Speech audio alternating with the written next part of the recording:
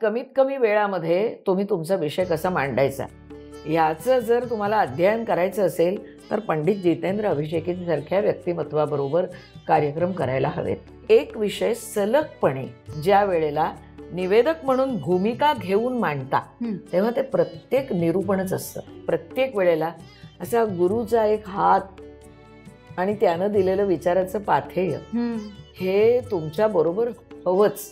वेगवेगळ्या रूपानं गुरु तुमच्या समोर असतो आणि तो तुम्हाला मार्ग दाखवत असतो. आपण कोण आहोत? एक कश्चित माणसं, पण त्या गुरुचा आशीर्वाद आहे म्हणून तुम्ही त्या 21 लाख लोकांसमोर तुम्हाला जे येतंय ते बोलताय.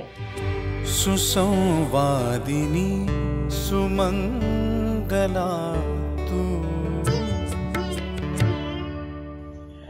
मंगलाताईंचे आणि आमचे संबंध फार जुने आहेत. मी त्यांना त्यांच्या क्षेत्रातला एक गुरुस्थानी असलेले व्यक्ती मानतो. जरी मी त्यांच्यापेक्षा खूप ज्युनियर असलो तरी त्यांनी माझ्या कार्यक्रमाचे मोठ्या मनाने खूप वेळा निवेदन केलेलं आहे आणि आम्ही रंगमंच एकत्र शेअर केलेला आहे. पण याच्यापेक्षा महत्त्वाचं म्हणजे माझे वडील आणि गुरु पंडित जितेंद्र अभिषेकी यांच्यापासून त्या निवेदन करतायत. आणि मला आठवतात बाबांचे कार्यक्रम ज्याचं समर्थ निवेदन मंगलाताई घाडीलकरांनी केलं होतं. आज त्यांच्या या कारकिर्दीला 45 वर्ष पूर्ण होतात. हा आमच्या अभिषेकी परिवारासाठी एक आनंदाचा क्षण आहे. आंतरराष्ट्रीय कीर्तीच्या कलाकार, आंतरराष्ट्रीय कीर्तीच्या निवेदिका, नवीन नवीन विचार, नवीन आयडियाज घेऊन प्रेक्षकांसमोर येणाऱ्या एक सिद्धहस्त कलाकार असं मी त्यांना ओळखतो. त्यांना मनपूर्वक शुभेच्छा देतो, त्यांना नमस्कार करतो आणि ईश्वरचरणी प्रार्थना करतो त्यांना दीर्घायुष्य आणि चांगली तब्येत मिळो ही ईश्वरचरणी प्रार्थना. धन्यवाद. रसिक हो, नमस्कार. फॉर्च्यून एंटरटेनमेंट प्रस्तुत सुसंवादिनी या मुलाखत मालिकेत आपण नियमित भेटतोय आणि आजच्या भागात सुद्धा मी मंगलाताईंचं मनःपूर्वक स्वागत करते. भरपूर गप्पा, मनमोकळ्या गप्पा ह्याचा अनुभव आपण घेतोय आणि या सगळ्यासाठी आम्हाला विशेष सहाय्य लाभलेलं आहे ते म्हणजे संगीत ज्ञानानंद ही श्रीमती संगीता आमलाडी यांची संस्था, तसंच पॉवर्ड बाय जाई काजळ आयुर्वेदिक अंजन, पितांबरी प्रॉडक्ट्स प्रायव्हेट लिमिटेड आणि Indian oil, ignite passion, propel the core. आमचे डिजिटल पार्टनर आहेत स्मृतिगंध. या सगळ्यांच्या शुभेच्छा आणि या सगळ्या प्रायोजकांचंही स्वागत करून मी आजच्या या आपल्या भागाची सुरुवात करते. मला असं वाटतं की प्रत्येक क्षेत्रातली जी मोठी नावं असतात तसं निवेदन क्षेत्रातल्या तुम्ही लिव्हिंग लेजंड आहात असं मला म्हणावंसं वाटतं. कारण इतक्या वर्षांचा म्हणजे 45हून अधिक वर्ष जेव्हा आपण म्हणतो तेव्हा 4 दशकं म्हणजे जवळपास 3 ते 4 पिढ्या तुम्ही बघितलेल्या असतात आणि तिथपासून इथपर्यंत होत गेलेली सगळी स्थित्यंतर ह्याचा तुम्हीही अनुभव घेतलेला असतो आणि तो अनुभव आमच्यापर्यंतही पोहोचत असतो तुमच्या गप्पांमधून.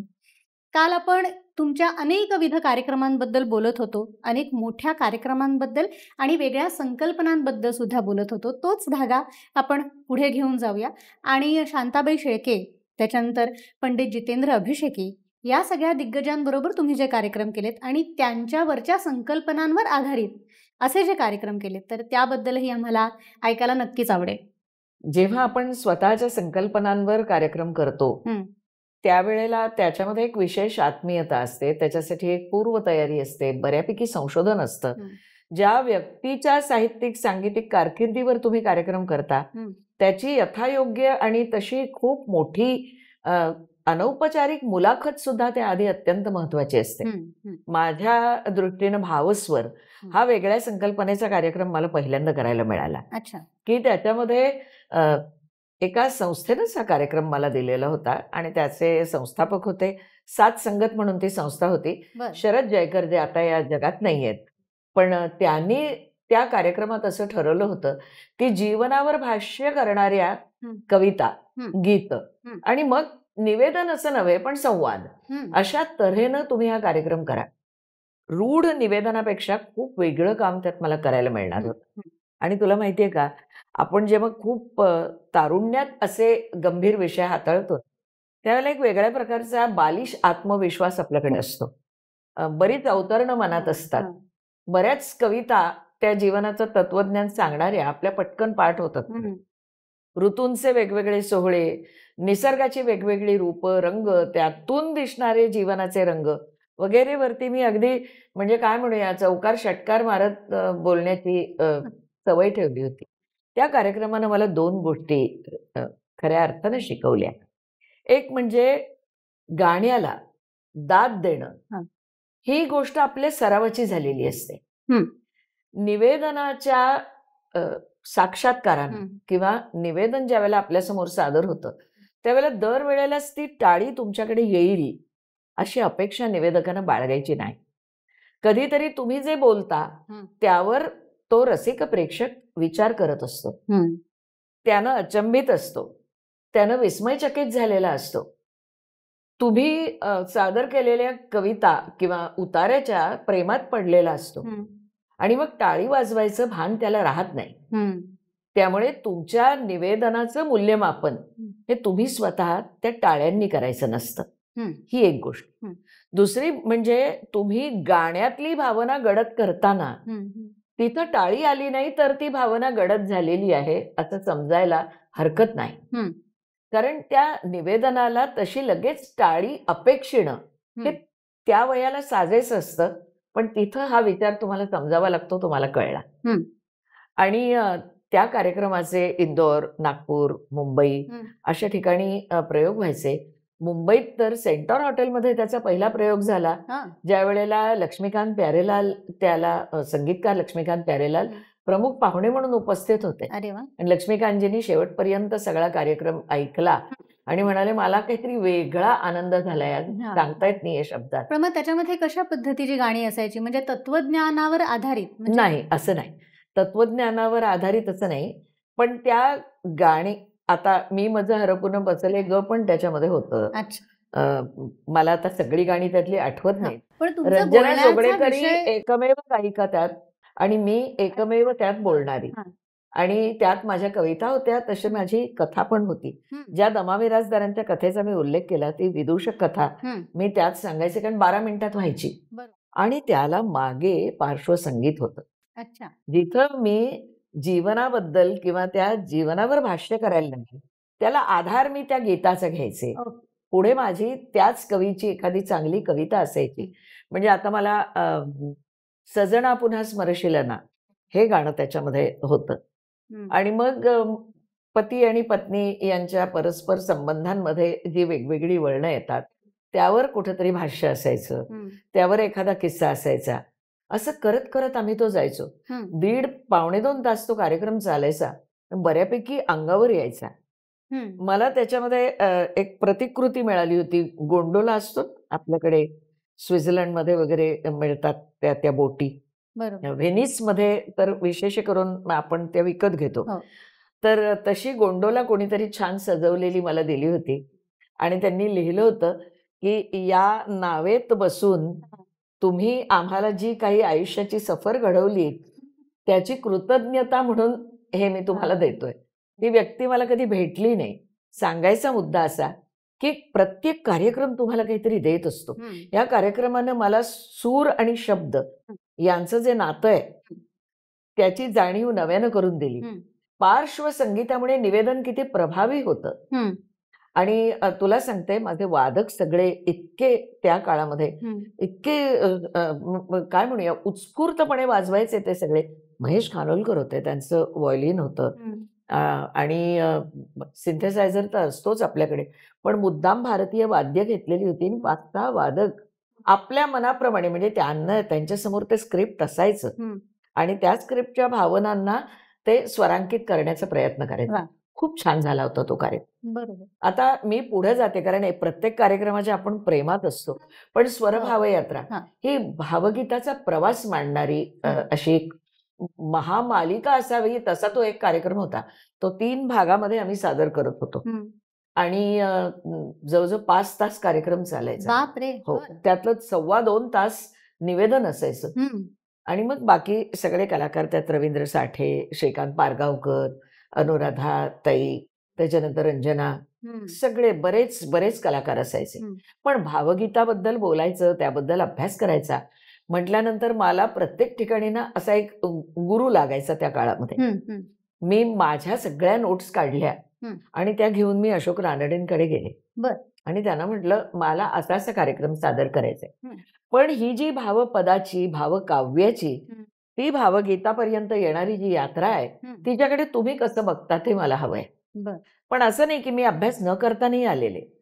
आणि हे त्यांना सांगितल्यानंतर त्यांच्यासारख्या अभ्यासू गुरुला बरं वाटलं, कारण शेवटपर्यंत सतत संशोधन करणं हा त्यांच्या प्रवासाचा आत्मा होता.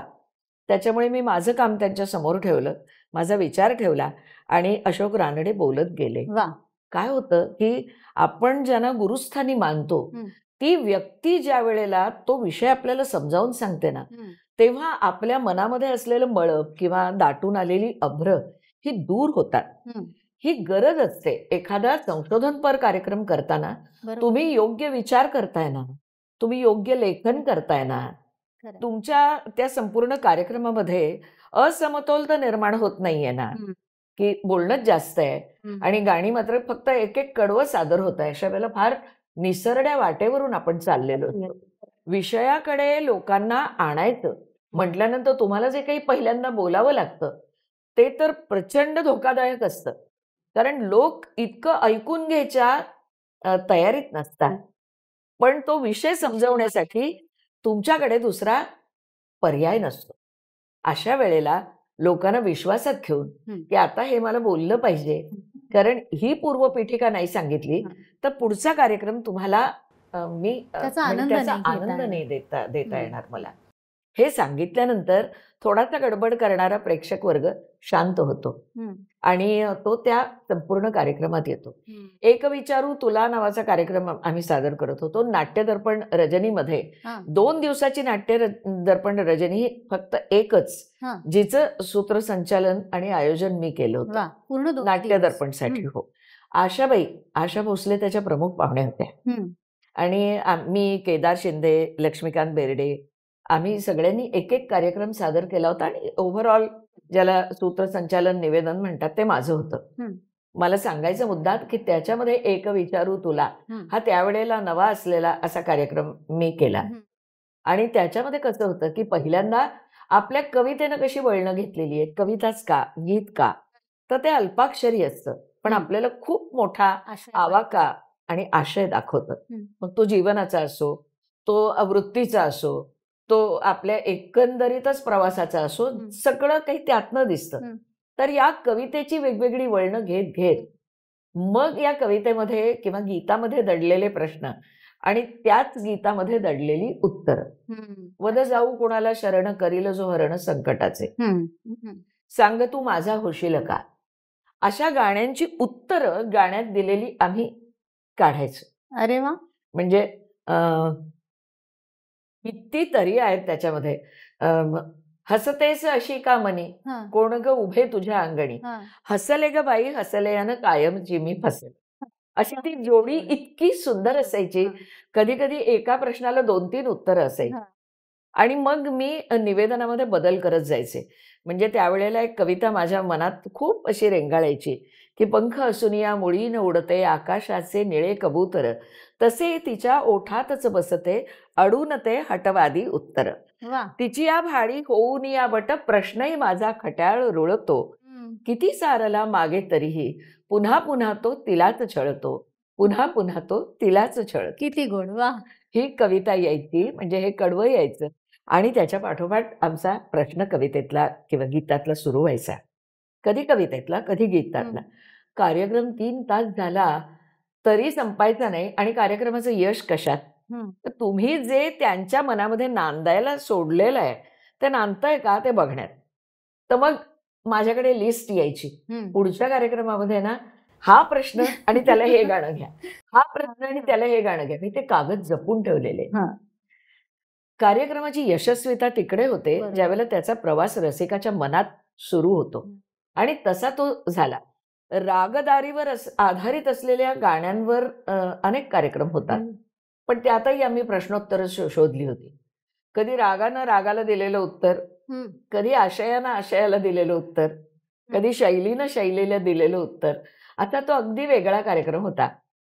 हे सगळे कार्यक्रम आजच्या भाषेमध्ये सुपर डुप्पर हिट झाले असं नाही मी म्हणणार, पण चोखंदळ रसिकांसमोर ते केले. नाही म्हणजे आम्हाला ते अनुभवता आले नाहीत ह्याची खंत मला आता पण तू आठवते. जय शारदे वागीश्वरी मी पाहिलेला आहे तुमचा दिवाळी शांताबाई. पहाट म्हणून आपण आणि आपल्या सगळ्यांचा सखा असलेला मंदार आपटे, हो. माधुरी करमरकर, आणि तेव्हा रवींद्र बिजूर पण त्या रवींद्र कार्यक्रमात बिजूर होते. होते. म्हणजे आता तो फारसं गात नाही, पण त्या काळामध्ये रवींद्र बिजूर या मार्दव भरल्या आवाजावर आधारित खूप कार्यक्रम मी केले. मंदार आपटे आता संगीतकार आणि गायक म्हणून त्याच्याकडनं एक वेगळा आउटपुट मिळतो. सांगायचं असं की आपली आवडती गायक मंडळी ज्यांच्यावर आपल्याला विश्वास आहे हम्म. आणि मग आपली आवडती संकल्पना यांचा मेळ जेव्हा जमतो त्याला योग्य संशोधनाची, पूर्वतयारीची हम्म. आणि सगळ्या वादकांच्या संमतीची आणि त्यांच्याही प्रतिभेच्या योगदानाची जेव्हा जोड मिळते, मंगलाताई असं नाही आपण असं घेऊया का, असं नाही असं घेऊया का, असं म्हटलं हा. की त्या कार्यक्रमाचं अर्ध यश तिथे. तुम्हाला तिथं मिळेल. हम्म. प्रत्येकाची कारण त्याच्यामध्ये असलेली इन्व्हॉल्वमेंट आणि आत्मीयता. हो. मग जय शारदे वागीश्वरी हम्म. हा शांताबाई शेळकेंच्या संपूर्ण लेखनाचा आढावा घेणारा कार्यक्रम होता आणि तो आम्ही अजून करतो. पण आणि- तुम्ही त्यांना भेटलात या हो. सगळ्या कार्यक्रमादरम्यान त्यांच्याच हो. वरच्या? हो. भावस्वर कार्यक्रमाच्या हा. 3ऱ्या प्रयोगाला पुण्यात होता तो. त्याला शांताबाई आल्या होत्या. अच्छा. मला वा. आजही त्यांची साडी आठवते. कॉटनची साडी पांढरी आणि त्याला बारीक हिरवे असे काठ हम्म. आणि सलील कुलकर्णी म्हणतो तसं की मराठी भाषा हो, त्याचं जर चित्र स्त्री काढायचं असली झालं तर तर हा. कशी दिसेल तशाच शांताबाई हा, आल्या हा. होत्या आणि सगळ्या रसिकांसारख्या खाली बसत होत्या. तेवढ्यात त्यांना कोणीतरी खुर्ची आणून दिली, हा. बसल्या आणि भावस्वर कार्यक्रम त्यांनी अत्यंत आवडीनं ऐकला. हम्म. ती माझी त्यांची खऱ्या अर्थानं पहिली ओळख. नंतर भाग्य असं की अनेक कार्यक्रमांमध्ये शांताबाई बोलतायत, हम्म. मी ऐकतेय हम्म. आणि मग आम्ही शांताबाईंची गाणी ऐकवतोय. म्हणजे एक वा. कार्यक्रम तो इतका सुंदर होता नेहरू सेंटर मधला की कविवर्य नाथू महानोर, हम्म. संगीतकार आनंद मोडक हम्म. आणि त्यांच्याबरोबर शांताबाई शेळे, सुधीर मोघे. हम्म. वा.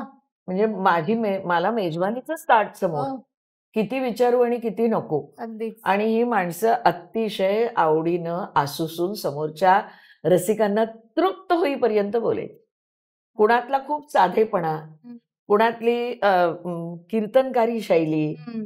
कुणाच्या चुस्त आणि आशयघन कविता, हम्म. कुणाची संगीताची वेगळी तरल अशी भाषा हम्म. आणि रानातली बोली.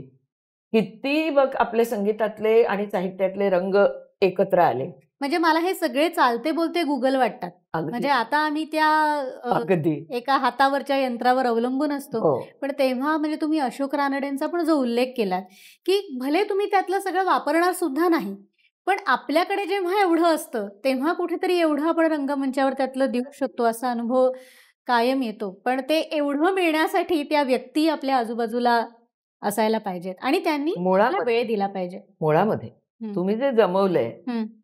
ते बरोबर आहे का? हम्म. अशा रीतीनं कार्यक्रम जायला हवा का?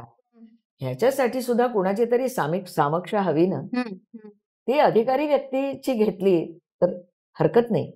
आणि मग त्या भावगीतावर इतके अनंत लेख मी जगभरातल्या आपल्या मराठी जनांसाठी लिहिले, अनेक कार्यक्रम केले. हम्म. आता मी गुरु असं म्हणते ना ज्या वेळेला, तेव्हा ते गुरु तत्व असतं. हम्म. म्हणजे उदाहरणार्थ पंडित जितेंद्र अभिषेकी, हम्म. त्यांचा मत्स्यगंधा ते महानंदा हा अतिशय सुंदर कार्यक्रम. हो. साठोत्तरी रंगभूमीवरचं ते प्रतिभाशाली हम्म. असं स्वर शब्दांचं अहेवपण राखणारं व्यक्तिमत्व असं मी त्यांच्याकडे बघून म्हणते. आणि त्यांच्या त्या दोन्ही क्षेत्रातल्या अधिकाराचा जो भाग आहे ना, तो इतका विस्मयकारक आहे अगं. त्यांनी माझ्याकडून भगवद्गीतेच्या संदर्भामध्ये एक संस्कृत निवेदन म्हणून घेतलं होतं. हम्म. पहिल्यांदा त्यांचा निरोप आला हम्म. की हे 2 कागद आहेत, हे वाचून घ्या, आपल्याला हे तुमच्या आवाजात रेकॉर्ड करायचे. मी संस्कृतची विद्यार्थिनी, ते वाचणं हे फार सोपं काम आहे असं मला वाटलं. हम्म. भगवद्गीतेवरच तर लिहिलेलं आहे, हम्म. ठीक आहे ना, सगळं ताजं ताजं आहे आपला अभ्यास. म्हणून मी थोडीशी आत्मविश्वासाने त्या स्टुडिओमध्ये गेले. अभिषेकी बुवा होते, म्हणाले याला रविशंकरजी चाल लावणार आहेत आणि सगळं तयार आहे, म्हणजे आता तुमच्याकडनं फक्त ह्याचं निवेदन घ्यायचंय. तर मी म्हटलं वाचते ना. नाही म्हणाले, मोठ्यांदा माझ्या समोर वाचा. हा, असं असतं बघ. हा. तू वाचशील चांगलं, पण मला हवंय तसं वाचशील का? बरोबर. गुरुतत्वाकडून तुम्हाला मिळालेला पहिला धक्का असतो तो. आणि त्यांचा त्याच्यावरचा विचार पूर्ण झालेला असतो ना, त्यामुळे एक्झॅक्टली. आणि तुम्ही करता ते सगळं चांगलंच असेल असं तुम्हाला का बुवा वाटतं? हम्म, ते ज्याचा त्यातला अधिकार आहे त्याला तुम्ही ते वाचून दाखवणं हा, हे फार चांगलं आहे. तिथंच त्यानं मी मनोमन गुरु मानलं. आणि त्याच्यानंतर गोवा हिंदू असोसिएशनचे म्हणून जेवढे कार्यक्रम होते तेवढे त्यांच्याबरोबर केले. पण एक अद्वितीय अशी नाट्यसंगीत काय म्हणूया, 2 दिवसाचा नाट्यसंगीताचा सुंदर प्रवास, महोत्सवच. आणि तो त्यांनी केला होता. आणि त्यावेळेला श्रीरंग संगोराम, वीणा देव, ज्योत्स्ना कार्यकर म्हणजे बालगंधर्वांच्या ज्यांनी अभ्यास केलेला आहे हम्म, आणि त्यांच्यावर संशोधन केलंय त्या आणि मी, असे आम्ही 4 निवेदक होतो. हम्म. आणि अचानक गोव्याला जायचं म्हटल्यानंतर इथं एक समस्या उभी राहिली. मुंबईमध्ये दंगल झाली आणि विमान एकदम म्हणजे विमान प्रवास बंद केला त्यांनी. हा. शेवटी माझं विमान इतक्या उशिरा सुटलं की संध्याकाळी 5:30ला कार्यक्रम सुरू झाला आणि 5:35 गोवा कला अकादमीमध्ये मी पोहोचले. कार्यक्रम सुरू झाला होता. मी पंडितजींना चिठ्ठी लिहिली की मुंबईतल्या दंगलींबद्दल आपल्याला कल्पना आहे, तरी देखील जे पहिलं विमान सुटलं त्यांनी मी आलेले आहे. 5 मिनिटं उशीर झालाय, मी येऊ का आतमध्ये, हम्म, असं विचारलं. त्यांची उलट चिठ्ठी आली, आता नको. या प्रकरणात तुमची काहीही चूक नसली हा, तरी आपली एक शिस्त आहे. आता हे 3 सुसंवादक आजचं सत्र निभावतील, हम्म. तुम्ही उद्यापासून. वा. प्रचंड वाईट वाटलं. आपल्याला पहिलंच सत्र मिळत नाहीये, पुढे आपण कसं बोलायचं हा प्रश्न पडला. मंचावर किती बोलायचं, हम्म, किती वेळ तुम्हाला घ्यायचा हम्म, हम्म. आणि तेवढ्या कमीत कमी वेळामध्ये तुम्ही तुमचा विषय कसा मांडायचा याचं जर तुम्हाला अध्ययन करायचं असेल तर पंडित जितेंद्र अभिषेकींसारख्या व्यक्तिमत्वाबरोबर कार्यक्रम करायला हवेत. प्रीतरंग नावाचा विद्याधर गोखल्यांचा कार्यक्रम होता. त्याचं संपूर्ण ज्याला स्क्रिप्टिंग म्हणतो, संहिता, हम्म. भागागणिक ही त्यांनी लिहिलेली होती.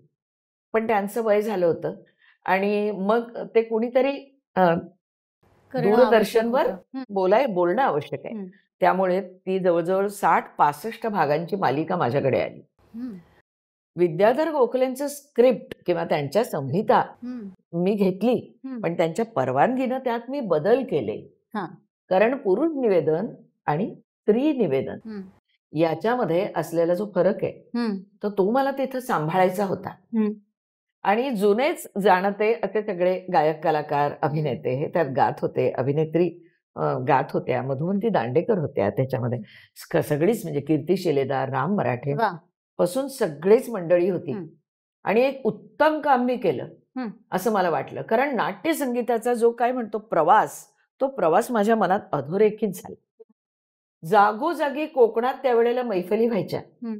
इथे ब्राह्मण सभा आणि तत्सम हो, संस्था, मुलुंडचं महाराष्ट्र महाराष्ट्र मंडळ सेवा संघ. हम्म. किंवा पार्ल्याचं उत्कर्ष मंडळ, मी या संस्थांची नावं अशासाठी घेते की काही संस्था जाणीवपूर्वक हे हो. सगळं करणाऱ्या होत्या. हो. नाट्यदर्पण रजनी होती आणि त्याच्यामध्ये हा नाट्यसंगीताचा प्रवास अतिशय रंजक रीतीनं मांडताना मग त्यातल्या खाचा खोचा सगळ्या लक्षात यायला लागल्या. कारण महाराष्ट्र सेवा संघातला तुमचा नमन नटवरा हा कार्यक्रम मला अगदी म्हणजे लख्ख आठवतोय असं मी म्हणू शकेन. कारण तेव्हा म्हणजे आम्ही लहान होतो, कॉलेजमध्ये हेही कदाचित नसीन, पण नाट्यसंगीत म्हणजे काय आणि ते कसं ऐकायचं किंवा त्याचा अर्थ काय.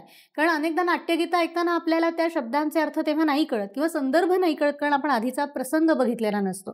पण तो जेव्हा तुमच्याकडून येतो तेव्हा मग ते नाट्यगीत ऐकण्याची गोडी ही अधिक वाढते. हे मला तेव्हा अगदी आवर्जून जाणवलं. आपल्या रंगभूमीवर 2 शैली नांदलेल्या आहेत महत्वाच्या. एक म्हणजे बालगंधर्वांची गायन शैली आणि नंतर ज्याला आपण उग्र मंगल आणि तेज मधुर असे 2 विशेषणं वापरतो, ती मास्टर दीनानाथांची शैली. म्हणजे एक ललित मधुर लाघवी, शास्त्र काट्याची कसोटीवर प्रत्येक सूर न घासता सुद्धा शास्त्र शुद्ध असं ते गाणं. आणि दुसरं गाणं हे अत्यंत तेजपुंज अशी स्वर किरणं अशी अंतरातून बाहेर फेकणारं असं गाणं. तर या दोन्ही शैलींचा अभ्यास नाट्यसंगीताच्या निमित्तानं करता आला. अभिषेकी बुवांसारख्या गुरुच म्हणणार मी त्यांना, कारण आमच्या शब्दांचेही ते गुरु, की त्यांनी या दोन्ही शैलींना आत्मसात करून त्याचा उपयोग कसा केला आपल्या स्वररचनांमध्ये ते पडताळून पाहता आलं. पुरुषोत्तम दारव्हेकरांनी कट्यार काळजात घुसली या संपूर्ण नाटकाचा एक संक्षिप्त असा कार्यक्रम केला होता, लागी करे जेव्हा कटार. कदाचित मी याचा उल्लेख केला असेल, पण आजही त्यांच्या हाताने लिहिलेली त्यांची जी संहिता आहे ती माझ्याकडे आहे. आणि त्या कार्यक्रमाचे प्रयोग करत असताना साठोत्तरी नाटकाची जी वैशिष्ट्ये आहेत, त्याच्या संगीताची वैशिष्ट्ये जी आहेत आणि अभिषेकी बुवांनी जे युग निर्माण केलेलं आहे अभिषेकी युग, त्याचा अभ्यास करता आला. काय असतं की प्रत्येक कार्यक्रम हा साधन असतो आणि असं करता करता ज्याला आपण निरूपण म्हणतो ना, ते निरूपण कसं आहे की आपण नेहमी भक्ती रचनांच्या अभंगांच्या कार्यक्रमाला तुम्ही जे बोलता त्याला निरूपण म्हणता. माझ्या दृष्टीनं तुम्ही एक विषय सलगपणे ज्या वेळेला निवेदक म्हणून भूमिका घेऊन मांडता तेव्हा ते प्रत्येक निरूपणच असतं. एका वेगळ्या अर्थाचं निरूपण जेव्हा तुम्ही बालगंधर्व ते आनंद गंधर्व असा कार्यक्रम करता तेव्हा सुद्धा जे बोलता तो पूर्ण प्रवास पट मांडता तुम्ही त्या रंगभूमीचा, तेही एक प्रकारचं निरूपण आहे. भावगीताची आजवरची वाटचाल ते एक प्रकारचं निरूपणच आहे. रूढार्थाने तो शब्द हा अभंग रचनांसाठी किंवा भक्ती रचनांसाठी वापरला गेलाय. असं निरूपणही माझ्या आयुष्यात मला खूप करता आलं आणि आजही मी करते. कारण प्रत्येक वेळेला त्या अभंगातली प्रत्येक ओळ किंवा प्रत्येक संतांनी मांडलेला विचार, त्या संतांचं त्यामागचं तत्वज्ञान आणि त्यांचं लौकिक जीवन ह्याचा तुम्ही नव्यानं विचार करता. तुम्ही विठ्ठलाच्या मूर्तीचा विचार करता की विठ्ठलाचे सगळे जे अवयव, मग त्याचे हात असे का, मग त्याच्या पायांना समचरण का म्हटलं जातं, तर त्याच्याकडे भेद नाही हो म्हणून त्याला समचरण म्हटलं जातं. हात इकडे का, तर ही सीमारेषा आहे जगण्याची. जशी जनाबाई म्हणते की त्याचा पितांबर सुटलाय म्हणून त्याने तो लौकलज्जेस्तव असं दोन्ही हाताने धरून ठेवलाय. हे संतांचं आणि विठ्ठलाचं जे अत्यंत जिव्हाळ्याचं नातं आहे ना, निरूपणकार म्हणून ते तुम्हाला जेव्हा लोभावायला लागतं त्यावेळेला मग तुम्ही प्रत्येक वेळेला वेगळा विचार करू शकता आणि लोकांसमोर मांडू शकता. पूर्वी असं म्हणायचे की निरूपणाची एक गादी असते, एक बैठक असते. खरोखर तशी ती बैठक असते. कारण आषाढी एकादशीच्या दिवशी वगैरे तर इतकं, म्हणजे मी फार पायऱ्या ओलांडत चालले, पण मला खूप मोठं खूप थोडक्या वेळात सांगायचंय. तर मागे विठ्ठल रखुमाईची मूर्ती, तुम्हाला माहितीये की विठ्ठल हा आपल्या मंदिरामध्ये एकटा उभा आहे, पण मागे आषाढीच्या वेळेला विठ्ठल रखुमाईची सुंदर सजवलेली मूर्ती आणि असं सगळं मंदिर जवळजवळ प्रति पंढरपूर उभं केलेलं असतं. एका वेगळ्या भावनेनं सगळी माणसं आलेली असतात आणि आपणही एका वेगळ्या भावनेनं, म्हणजे भक्ती भावनेनं ओथंबून नाही म्हणणार मी, पण भारित होऊन तुम्ही बसलेले असता. अशा वेळेला तुम्ही जो विचार करता त्यावेळेला जरी रचना त्याच असल्या, अभंग तेच असले, तरी गाणारे स्वर वेगळे असतात, माणसं वेगळी असतात आणि सगळ्यांची मिळून चाललेली विठ्ठलाची पूजा असते. ती स्वरपूजा जी मंडळी पंढरीला जाऊ नाही शकली, मला तिथे चंद्रभागेचं वाळवंट, त्यात एकमेकांना पाया पडणारे, आलिंगन देणारे वैष्णव आणि हे सगळं स्नेहार्द्र नजरेनं पाहणारा आणि आषाढी कार्तिकी विसरू नका मज सांगत असे गुज पांडुरंग, तसा तो पांडुरंग, ह्याची सगळी वेगवेगळी रूप जेव्हा माझ्या मनामध्ये उमटतात तेव्हाच ती निरूपणात उमटतात. नक्की. सांगायचा मुद्दा, विषय न विसरता विषयात बुडून जाण्याचं कौशल्य हे निवेदकाकडे पाहिजे. म्हणजे मला असं वाटतं की कदाचित कीर्तन परंपरेतून आपल्याला निवेदन आणि कथाकथन या जशा गोष्टी गवसल्या, तशा जी प्रवचनाची परंपरा आहे त्यातून कदाचित आपण निरूपणापर्यंत आलो असू. कारण मुद्गल पुराणावर जेव्हा माझे बाबा 5-5 दिवस ते बोललेले आहेत, तेव्हा ते ज्या पद्धतीने बोलायचे, तर ते अर्थातच प्रवचन होतं, पण तोच गाभा निरूपणाचाही आहे. कारण एकच विषय धरून तुम्ही तो संपूर्ण सूत्रात, संपूर्ण कार्यक्रमात विभागून मांडत असता आणि कधी कधी असं होतं ना की मोठा डोस एकदम पचत नाही, त्याच्यामुळे त्याचे छोटे छोटे डोस दिले की ते लोकांपर्यंत चांगल्या रीतीने पोचतात. हो. त्यांनाही मधल्या म्हणजे जे गाण्याची मधली जागा असते तिथे तो डोस पचवायला वेळ मिळतो आणि पुन्हा एकदा ते सज्ज होतात की त्या मागचा काय विचार आहे त्याच्यामध्ये बुडून जायला. पण हे अगदी बरोबर निरूपणकाराचं आहे. कौशल्य अगदी आहे बरोबर आहे. की त्या गाण्यालाही तोलून धरायचं आहे आणि तो विषयही तितक्याच प्रभावीपणे आणि मांडायचा आहे. जरी तुम्ही निरूपण करत असलात हं. तरी तो मंचीय कार्यक्रम आहे. मग त्याला वेळेची मर्यादा आहे. हं. तुम्ही एकाच गाण्यावरती 35 मिनिटंही बोलू शकाल हं. एका अभंगावरती आणि हं. ते तितकंच प्रभावी असेल, पण हं. तसं तुम्हाला बोलता येत नाही. हं. तुमच्याकडे आहे तोच वेळ आहे. हं. म्हणजे एकदा असं झालं होतं, म्हणजे आता अगदी ह्या विषयाशी संबंधित आहे आणि नाहीही. विनोद तावडे आले होते कार्यक्रमाला, बसले होते समोर हं. आणि आले मध्यांतरामध्ये पाहुणे म्हणून बोलायला आणि मध्यांतरानंतर कार्यक्रम सुरू झाला. त्यावेळेला म्हणाले, मंगलाताई मला तुम्हाला एक प्रश्न विचारायचा आहे हं.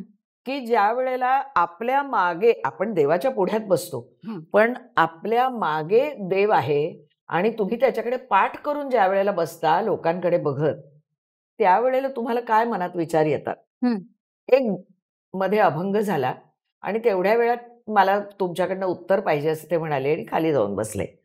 मी एवढंच म्हटलं मागे जेव्हा विठ्ठल रखुमाईची मूर्ती असते हं. त्यावेळेला तो देव मला एखाद्या लहान अर्भकासारखा पुढ्यात घेऊन बसलाय. आई नाही का बालकाला घेऊन पुढ्यात बसते, हां. तसं मला वाटतं. वाह! आणि ज्या वेळेला माझ्या समोर रसिक प्रेक्षक आहेत तेव्हा मला शांताबाईंची आठवण होते. मागे उभा मंगेश, पुढे उभा मंगे. हाही विठ्ठल आहे हं. आणि तोही विठ्ठल आहे. वाह! या दोन्ही विठ्ठलांची आराधना मला एकाच कार्यक्रमात करायची आहे. वाह! आता सांगायचा मुद्दा असा, आपली दृष्टीच त्यातनं कळते ना, आपला विचारच त्यातनं कळतो. खरं. अशा खूप गोष्टी सांगता येतील. हं. भाग्य असं असतं की त्रिधारांनी आपलं संगीत वाहतंय ना, हं. मग त्या त्रिधारांबद्दल बोलण्याची तुम्हाला संधी मिळणं. हं. एकीकडे शास्त्रीय हं. जे संगीत महोत्सव, एकीकडे उपशास्त्रीय, मग त्यात नाट्यसंगीतही आहे आणि त्यात वेगवेगळे कलाकार, म्हणजे जुने जाणते कलाकारही आहेत. हं. पंडित प्रभाकर कारेकर आहेत आणि सगळीच मंडळी, सगळ्यांची नावं घेत नाही. पण तसाच आत्ताच्या घडीचे कलाकार, हं. उदाहरणार्थ भरत बळवलींचा मी उल्लेख केला हं. तसं. तर हीच गाणी त्यांच्याकडून ऐकताना एक डोळस माणूस हं. आणि एक कान तयार असणारा श्रोता हं. हाही निवेदकाचा किंवा निरूपकाचा तयार पाहिजे. बरोबर. हा अनुभव मला एका वेळेला मिळत गेला हं. आणि मग साकल्यानं त्या काळाचा अभ्यास मला करता आला. हे एक नवीन डायमेन्शन येतं हं. की 1843 पासून काही आपण नाट्यसंगीताचा संदर्भ देतो, हां. सुरुवात करत हो. नाही. सुरुवात आपण अण्णासाहेब किर्लोस्करांच्या म्हणजे सौभद्र नाटकापासून करतो ते आत्तापर्यंत. हं. आणि आपोआप रंगभूमीची स्थित्यंतर तुमच्या लक्षात येतात. मग संहिता बघायची गरज राहत नाही. हं. मग तुम्ही श्रोते आणि तुमच्या मनातले विचार वाह! एवढेच त्यात महत्वाचे असतात. सुसंवादिनी सुमंगला तू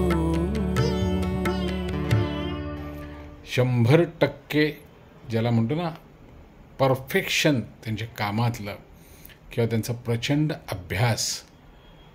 कितीतरी कार्यक्रम मंगलाताईंचे मी पाहिलेले आहेत आणि त्यांच्याबरोबर काम करण्याची संधी देखील मला मिळालेली आहे. दर्जेदार निवेदन कसं असावं याचं मंगलाताई हे उत्तम उदाहरण.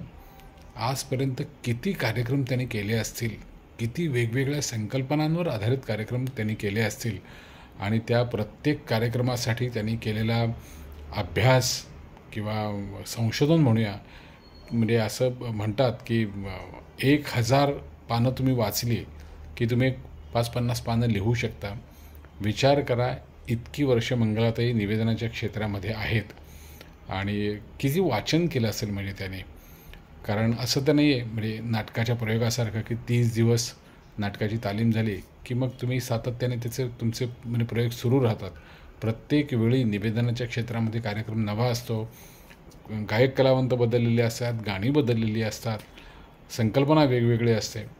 तर मंगलाताई म्हणजे एक आदर्श की अभ्यास कसा करावा, सादरीकरण कसं करावं, आपण आपले शब्दोच्चार, प्रेझेंटेशन, वक्तशीरपणा, अनेक गोष्टी आहेत मंगलाताईंविषयी सांगण्यासारख्या. तर मंगलाताईंना पुन्हा एकदा खूप खूप शुभेच्छा देतो. धन्यवाद.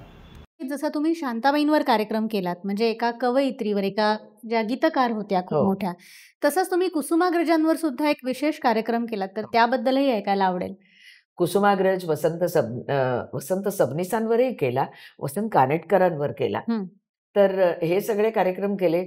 कुसुमाग्रजांच्यावर एक समग्र कार्यक्रम करायचा होता, त्यामुळे त्यांची परवानगी आवश्यक होती. मी मुंबईहून नाशिकला गेले, त्यांच्या दारात उभी राहिले. त्यावेळेला पूर्ण थकलेले, पत्ता विचारत विचारत, अर्थात कुसुमाग्रज हे नाशिकचं कुलदैवतच, त्याच्यामुळे कवी कुलगुरूचा पत्ता मिळायला मला तसे काही श्रम नाही झाले. पण दारात उभी राहिले आणि कुसुमाग्रजांची अशी तपस्व्यासारखी शांत मूर्ती पाहिली. त्यांनी माझ्याकडे बघितलं आणि मला म्हणाले की दमला असाल ना, कशा आलात? म्हटलं मी खाजगी बसनी आले. मग असं करूया की तुम्ही मला काय सांगायचं ते नंतर सांगा, आपण चहा घेऊया.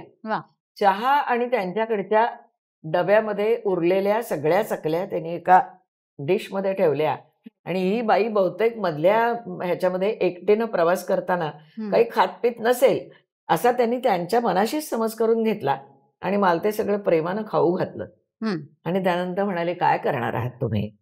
ताबडतोब विद्यार्थ्यानं आपल्या सरांसमोर बोलून दाखवावं तसं घडा घडा घडा त्यांना मी असा कार्यक्रम करणार आहे म्हणून बोलून दाखवलं. छान करा. म्हटलं आपण याल का? मी कुठेही जात नाही असं म्हणाले. तिथंच नाशिकमध्ये कार्यक्रम केला काही दिवसांनी. त्याला ते नव्हते, पण माझ्यासमोर कविवर्य नाधू महानोर होते. आणि चिंब चिंब भिजतो आहे, भिजता भिजता मातीमध्ये पुन्हा पुन्हा रुजतो आहे, यासारखी कुसुमाग्रजांची कविता किंवा त्यांचा विदूषक आम्ही मांडत होतो आणि पावसाच्या धारा सुरू झाल्या. आम्ही फक्त आमची ध्वनी संयोजनाची जी व्यवस्था होती तिच्यावर पांघरून टाकून तिचं संरक्षण केलं प्लास्टिक बिस्टिक टाकून. माझ्याकडे ते भिजलेली संहिता त्या दिवशीची आजही आहे. आम्ही सगळे भिजत होतो, समोरचे श्रोते भिजत होते आणि आम्ही तो कार्यक्रम करत. त्यानंतर फार मोठ्या प्रमाणात मी तो कार्यक्रम केला, ज्याच्यामध्ये फैयाज, त्यानंतर प्रभाकर पंत पणशीकर, सुधाताई करमरकर ही सगळी माणसं असायची. आणि कुसुमाग्रजांच्या अनेक कवितांना आम्ही तिथल्या तिथे म्हणजे आमचे गायक गायिका या चाली लावून, ही चाल म्हटली तर किंवा ही चाल आपण गायली तर, असं करून आम्ही प्रत्येकाला वाव देत तो कार्यक्रम सादर करायचो. क्या बात आहे. त्यामुळे असे संकल्पनांचे कार्यक्रम, संकल्पना आधारित कार्यक्रम हे देशाविदेशात करण्याचं भाग्य मिळालं असं म्हणेन. पण देशाविदेशात करण्याचं भाग्य मिळालं हे म्हणताना मला आता आठवलं की पहिला तुम्ही जो विदेशातला कार्यक्रम केला तो थेट इस्रायलमध्ये. हो. हे कसं काय? म्हणजे असंच इस्रायलची आपली मराठी माणसं ही नाट्य संगीताची वेडी आहेत. अच्छा. त्यांच्याकडे नाट्य संगीताची आणि नाटकाची परंपरा आहे. बरं. त्यामुळे त्यांना जो कार्यक्रम अधिवेशनात हवा होता तो नाट्य संगीतावरच हवा होता आणि त्यांना सगळे जुने जाणते हवे होते. म्हणजे मग त्याच्यामध्ये रजनी जोशी, भालचंद्र पेंढारकर, दाजी भाटोडेकर ही माणसं मुख्यत्वे करून. मग तुम्ही घ्याल ती म्हणजे पैशात बसतील ती आणि त्यांना त्या नाट्य संगीताच्या प्रवासाबद्दल बोलणारं कोणीतरी हवं. पण इतक्या पूर्वी तुम्ही हा केलेला कार्यक्रम आहे तेव्हा ही एवढी मराठी लोक इस्रायलमध्ये होती? आपल्याकडनं गेली होती आणि तिथं आहेतच. म्हणजे मराठी समाज तिथे खूप आहे. आता तो आपल्या भाषेपासून थोडा अधिक दुरावलाय, तरुण पिढी वगैरे. पण त्या काळामध्ये जी 40 ते 60 किंवा 65 या दरम्यानची जी पिढी होती ती संपूर्णपणे नाट्य संगीताशी जोडलेली आणि अनुरागी अशी पिढी होती. तेव्हा पहिल्या सत्राचं सूत्रसंचालन आणि दुसऱ्या सत्रामध्ये कार्यक्रमाचं निवेदन करणं असा माझ्याकडे जबाबदारीचा भाग होता. पण हे कार्यक्रम किती सोप्या रीतीनं ठरतात. माधवराव गडकरी आणि रजनी जोशी यांनी एका मीटिंगसाठी मला बोलावलं आणि त्यात विचारलं की नाट्यसंगीताचा आहेच तुझा अभ्यास, असा असा कार्यक्रम करशील का? मी हो म्हटलं. आपल्याला तो इस्रायलला करायचा आहे आणि उद्या तुमचे सगळे तपशील आणून द्या म्हणजे तिकीट काढता येईल. आपल्या जीवनामध्ये इतके सोप्या रीतीनं कार्यक्रम ठरू शकतात ह्याचा माझा पहिला अनुभव होता. पण नंतर जागतिक मराठी परिषद, जागतिक Marathi chamber of commerce and industries यांच्याबरोबर मी खूप कार्यक्रम केले. माझा पहिला आरसा कार्यक्रम हा ह्युस्टनच्या बृहन महाराष्ट्र मंडळाच्या अधिवेशनात झालेला आहे. त्यामुळे एकपात्री कार्यक्रमांची जिथे सुरुवात झाली तिथूनच देशात आणि विदेशात कार्यक्रम मी करत गेले. मग तिथल्या रसिकांचा कसा अनुभव? अप्रतिम. कार्यक्रम दुपारी 2 वाजता. त्याच्या आधी आम्ही जेवलो त्यात पंचपक्वान्न. मी सगळी बघून घेतली होती. म्हणजे इतकी पक्वान्न जेवल्यानंतर माझ्या कार्यक्रमाला कोण येईल असा पहिला विचार. आपल्याला तर कोणी ओळखत नाही. आत्तासारखे गुगल बाबा म्हणजे गुगल मावशी म्हणते मी तिला, किंवा युट्यूब बाबा त्यावेळेला नव्हते. मग कोण मला ओळखत असेल? मुख्य मंडपाच्या शेजारच्या मंडपात कोण येईल? पण नाही झालं तसं. माझ्या बरोबरची 4 माणसं जी होती ती मला दिलासा देत होती. आम्ही ऐकणार पूर्ण कार्यक्रम करायचा.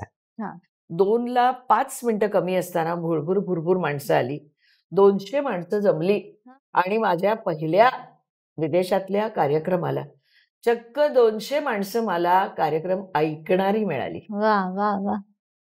मी देवाचे आभार मानले, मी त्या गुरुतत्वाचे आभार मानले.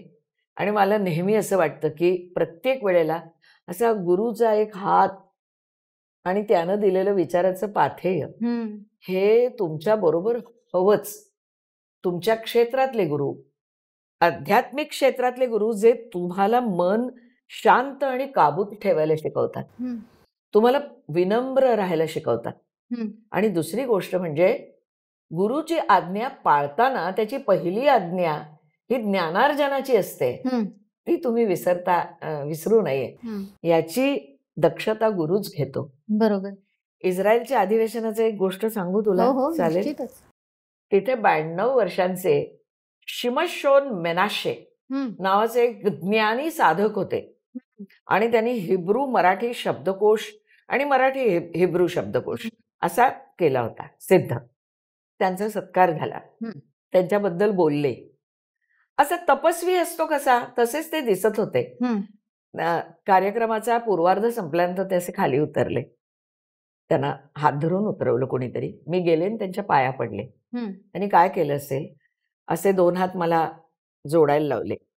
आपले थरथरते कृश आणि प्रत्येक वाहिनी दिसेल असे त्यांचे ते, म्हणजे नस आणि नस दिसत होती असे त्यांचे ते हात त्यांनी ठेवले. म्हणाले, डोळे मिटतेस का बाळा? पटकन बाळा असं त्या वयाच्या माणसाने म्हटलं की मन भरून यायला लागतं. आणि ते काहीतरी पुटपुटत होते.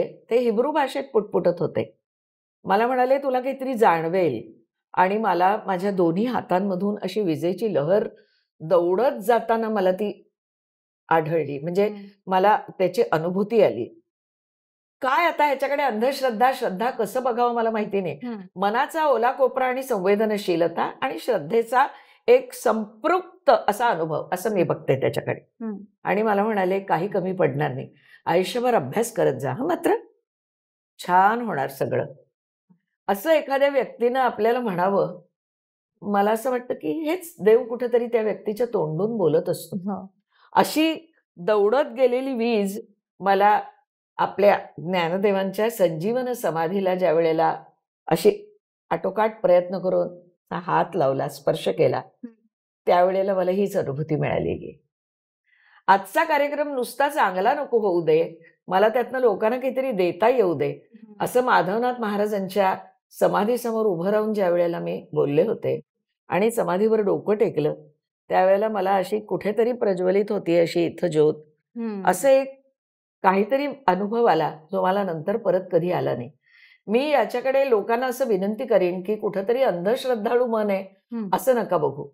प्रत्येक वेळेला मला असं वाटतं की वेगवेगळ्या रूपानं गुरु तुमच्या समोर असतो आणि तो तुम्हाला मार्ग दाखवत असतो पुढे जाण्याचा. ह्या सगळ्या गुरुतत्वांनी तो हात ठेवला आणि त्या आधाराखाली माझी वाटचाल सुरू राहिली.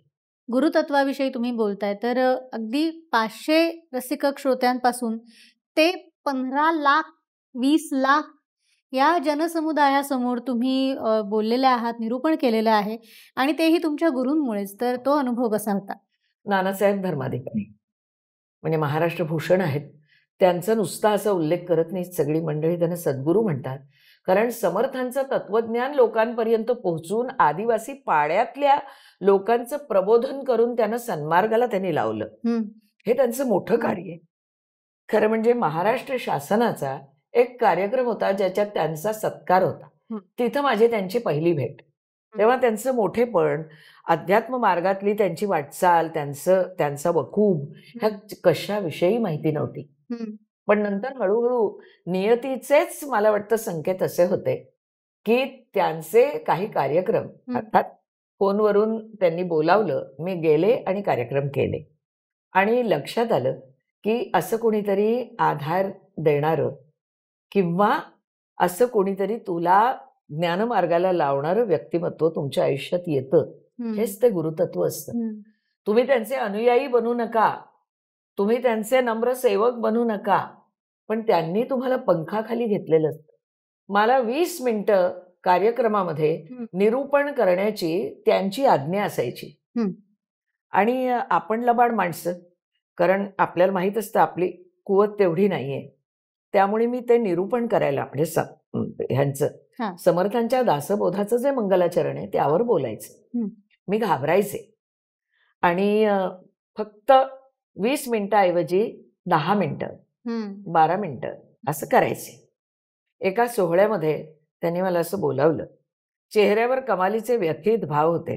असे बसले आणि म्हणाले, सामर्थ्य दिलेलं असतं, त्याचा वापर आपण केला नाही आणि लबाडी केली तर त्या सामर्थ्याचा उपयोग काय?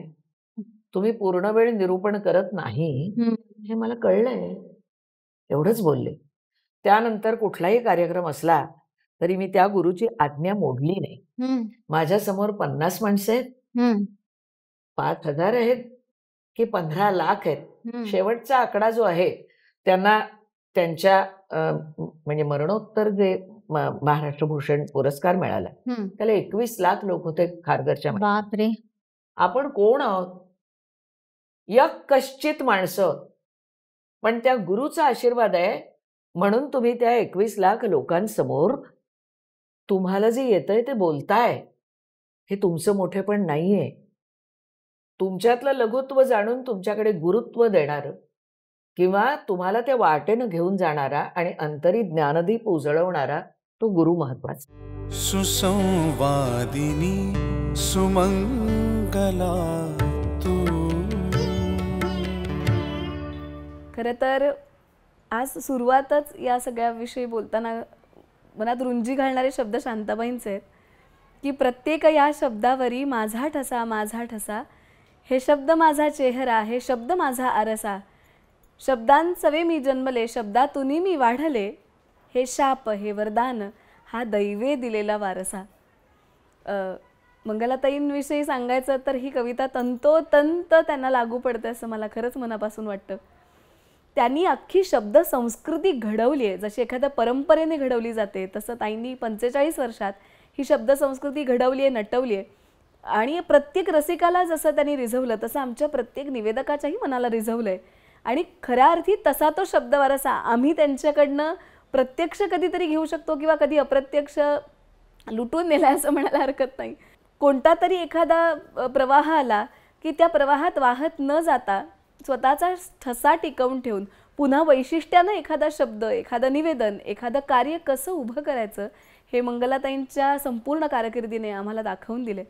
मंगलाताईंचं निवेदन बघत असताना आवर्जून काही गोष्टी जाणवतात. ते म्हणजे 2 गाण्यांच्या मध्ये फक्त ठिपक्याला ठिपका किंवा शब्दाला शब्द किंवा गाण्याला गाणं जोडून कधीच निवेदन झालं नाही.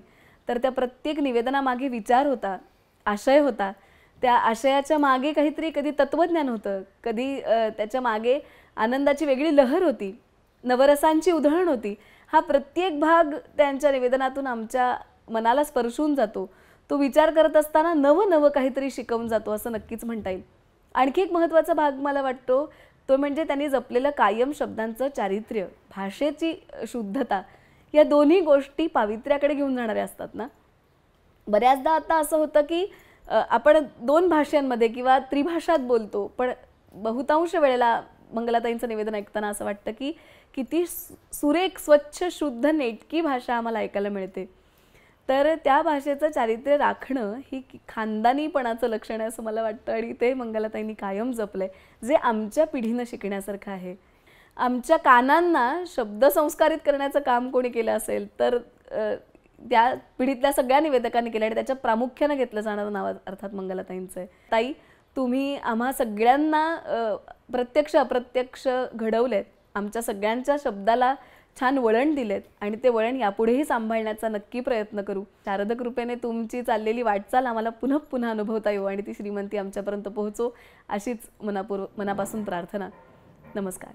मंगलाताई, तुमच्या अनेकविध कार्यक्रमांबद्दल, त्या कार्यक्रमांच्या निमित्ताने अनेक दिग्गज कलाकार, अनेक नवीन कलाकार जे तुमच्या संपर्कात आले आणि ज्यांच्याबरोबर तुम्ही तो रंगमंच शेअर केलात, त्यांच्याबरोबर बसून त्यांच्या गाण्यांबद्दल बोलत बोलत रसिक श्रोते आणि कलाकार यांच्यामधला दुवा साधलात, तर याबद्दल आपण बोललो. आणि हे बोलता बोलताच निवेदन काय, निरूपण काय, याच्यातली जी पुसट रेषा आहे पण ती सांभाळावी लागते, याचं भान तुम्ही आज दिलं सगळ्या नवीन येणाऱ्या तरुण निवेदकांना, निरूपणकारांना.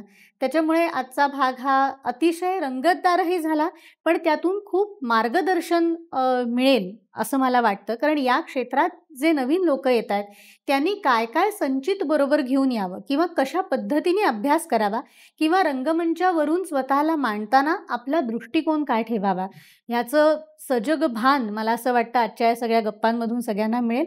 आणि पुढच्या भागामध्ये आपण तुमचे अनेकविध हिंदी कार्यक्रम, मैफिली ह्याच्याबद्दल बोलणार आहोत. पण तत्पूर्वी थोडीशी विश्रांती घेऊया आणि फॉर्च्यून एंटरटेनमेंटची ही जी निर्मिती आहे, ही जी प्रस्तुती आहे सुसंवादिनी, या प्रस्तुतीला तुम्ही लाईक करताच आहात, तुमच्या कमेंट्समधनं आम्हाला ते दिसतंय. असाच लोभ असू दे. आणि आमचे सगळे जे प्रायोजक आहेत, ज्यांचं विशेष सहाय्य आहे संगीत ज्ञानानंद संस्था, तसंच पॉवर्ड बाय जाई काजळ, पितांबरी प्रॉडक्ट्स आणि इंडियन ऑइल, तसंच डिजिटल पार्टनर स्मृतिगंध, या सगळ्यांचे मी पुन्हा एकदा मनपूर्वक आभार मानून पुढच्या भागात लवकरच भेटण्याची आशा व्यक्त करते. तोपर्यंत नमस्कार. शारदेची कन्या संपदा लाभे, भाषेची संवादातून प्रकटे वैभव, ग्वाही कीर्तीची ओघ वाणीचा अमृतमय हा, ओघ वाणीचा अमृतमय हा, सालंकृत प्रतिभा सुसंवादिनी सुमंगला